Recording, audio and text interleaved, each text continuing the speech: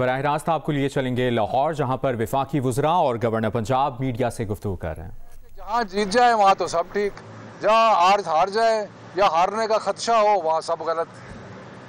تو اس لیے میں صرف یہ کہہ رہا تھا کہ یہ جو بیانی ہے اور جس قسم کی باتیں کی جا رہی ہیں، جمہوریت کا تقاضا یہ ہے کہ ان باتوں کو ایک بڑے تناظر میں دیکھا جائے اور ڈبل سٹینڈرڈ جو ہیں وہ نہ بنائے جائیں۔ تو باقی یہ صرف میں نے ایک چھوٹی سی گزارش کرنی تھی، باقی میں حفیظ شیخ صاحب سے گزارش کرتا ہوں۔ جی بسم اللہ الرحمن الرحیم۔ میں سب سے پہلے گورنر صاحب کا شکر گزار ہوں اور ان MNA حضرات کا اور خواتین کا جنہوں نے مجھے یہاں دعوت دی اور بہت ہی اچھی بات چیت ہوئی۔ ان سب کے پاس ایک پبلک کی ریپریزنٹیشن ہے، ان سب کے پاس ذہانت اور تجربہ ہے، اور سب سے بڑھ کر یہ کہ اس ملک کے لیے یہ کچھ کرنا چاہتے ہیں۔ تو کئی تجاویز دی ہیں انہوں نے کہ پاکستان کی معیشت کو کیسے مزید مضبوط کیا جائے، قیمتوں کو کیسے مزید کم کیا جائے، اور سب سے بڑھ کر جو پرائم منسٹر عمران خان کا جو بنیادی محور ہے ساری سیاست کا کہ پاکستان کے لوگوں کی زندگی کیسے بدلی جائے، تو اس میں بہت آئیڈیاز آئے ہیں، اور انشاءاللہ اسلام آباد میں ہوتے ہوئے اور یہاں آ کر مستقبل میں بھی ان چیزوں پہ امپلیمنٹیشن کے لیے ہم مزید بات چیت کرتے رہیں گے۔ دیکھیں، جب پرائم منسٹر صاحب کی حکومت آئی تو ملک ایک شدید بحران میں اقتصادی طور پہ مبتلا تھا، اور اسی وجہ سے اس ملک کو IMF کے پاس جانا پڑا۔ کوئی بھی IMF کے پاس اپنی مرضی سے نہیں جاتا، چونکہ حالات جب بہت بگڑ چکے ہوں تب جانا پڑتا ہے۔ تو پرائم منسٹر صاحب وہاں گئے اور ایک بہت اچھا پروگرام انہوں نے تشکیل دیا اور بڑے سخت فیصلے کیے، جن میں 3-4 میں آپ کے سامنے رکھنا چاہتا ہوں۔ پہلے تو یہ کہ حکومتی اخراجات کو زبردست طریقے سے کم کیا گیا، اور یہ اخراجات کی کمی شروع ہوئی پرائم منسٹر ہاؤس سے۔ تو president house, prime minister house, کابینہ، فوجی لیڈرشپ تمام نے مل کر اپنے اخراجات کم کیے، اور اس کے بعد پوری سویلین گورنمنٹ، پوری ملٹری اسٹیبلشمنٹ، وہاں پہ اخراجات کو ایک ڈسپلنڈ انداز میں کم کیا گیا۔ دوسری چیز یہ کہ پاکستان کے جو صاحب حیثیت لوگ ہیں ان پہ ٹیکس بڑھانے کے لیے اقدامات کیے گئے۔ اگر ہم نے روڈ بنانے ہیں، اگر ہم نے پینے کا پانی دینا ہے، اگر ہم نے صحت اور تعلیم دینی ہے اپنے لوگوں کی، تو ہم مستقل طور پر باہر سے ادھار لے کے نہیں چل سکتے۔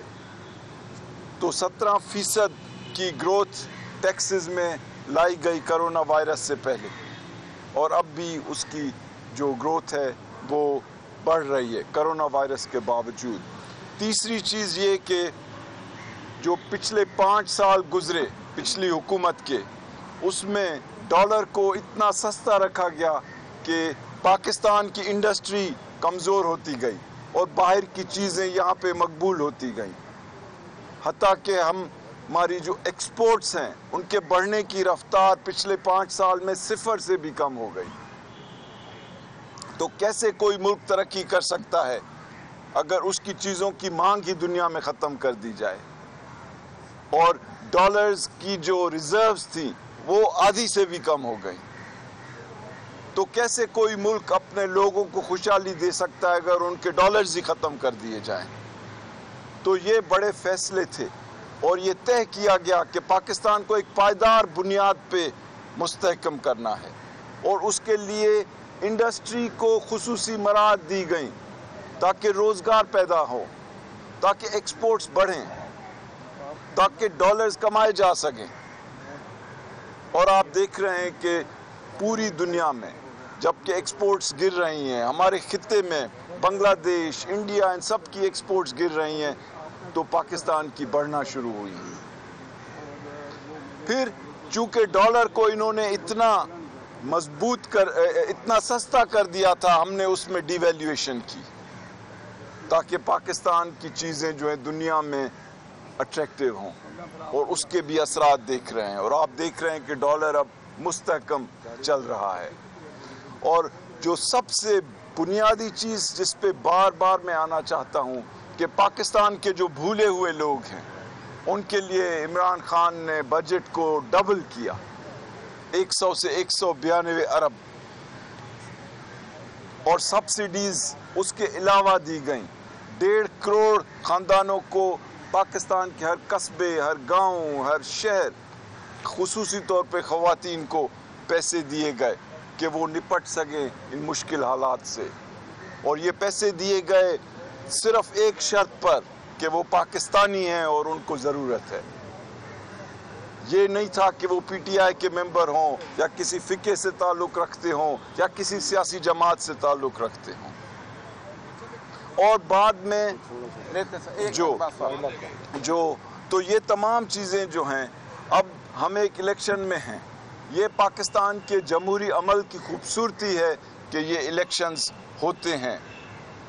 ہماری خواہش ہے کہ یہ الیکشنز شفاف انداز میں ہوں، ہماری خواہش ہے کہ یہ الیکشنز مہذب انداز میں ہوں، ہماری خواہش ہے کہ اس میں ایک دوسرے پہ گالی گلوچ نہیں کی جائے، ہماری خواہش ہے کہ اس میں ووٹوں کی خرید و فروخت نہ ہو، تاکہ دنیا دیکھے کہ پاکستان کا جو پولیٹیکل سسٹم ہے اس میں میچورٹی ہے، اس میں ایک توازن ہے، اس میں ایک پرائیڈ ہے، فخر ہے۔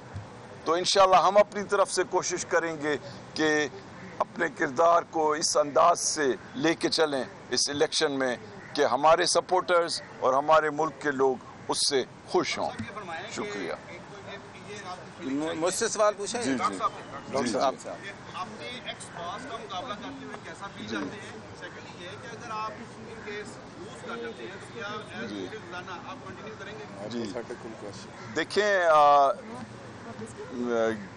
گیلانی صاحب جو ہیں وہ پاکستان کے ایک سابق وزیر اعظم ہیں اور میں نے ان کے ساتھ کام کیا ہے، اور یہ مقابلہ میرا اور گیلانی صاحب کا نہیں ہے، یہ دو سیاسی پارٹیز یا دو سیاسی کوalitions کا ہے، اور جس کو بھی ہماری قومی اسمبلی کے ممبر زیادہ ووٹ دیں گے وہ چنا جائے گا۔ یہ بتائے گا کہ ماضی میں جو ہے آپ نے سینٹ کا الیکشن جیتا، کچھ سیٹیں کم تھی، لیکن آپ کا ذاتی اصول کا لوگوں کے ساتھ اچھے تعلقات تھے۔ یوسف مرزا گیلانی جو ہے وہ بھی پرانے بندے ہیں، لوگوں کے ساتھ ذاتی تعلقات بھی ہیں، اگر وہ الیکشن جیتتے ہیں تو کہیں اسے ہارس ٹریڈنگ تو نہیں کہا جائے گا؟ اور جہانگیر خان ترین ہمیشہ آپ کا اہم موقع رہے ہیں، آپ وہ کہاں ہیں، کیا آپ بھی پوری کمان سنبھالیں گے یہ یا وہ بھی سامنے آئیں گے؟ دیکھیں میں آپ کو ایک بات واضح کر دوں کہ جو الیکٹورل کالج ہے اس الیکشن کا وہ قومی اسمبلی ہے، جس طرح صوبائی اسمبلیز الیکٹورل کالج ہیں صوبائی سینیٹرز کو پک کرنے کے لیے جو کہ پاکستان کے ایوان بالا میں آتے ہیں۔ تو الٹیمیٹلی آخر کار یہ فیصلہ الیکٹورل کالج یعنی ان کے جو ایم این ایز ہیں انہوں نے کرنا ہے۔ اس میں ذاتی تعلقات ہوں، سیاسی وابستگی ہو، کردار کے اوپر جو ڈفرنس ہو، اور جو ریکارڈ ہے، یہ ملک میں ہر ایک کا ماضی ہے، ہر ایک کا حال ہے، اور انشاءاللہ کچھ کا مستقبل ہے۔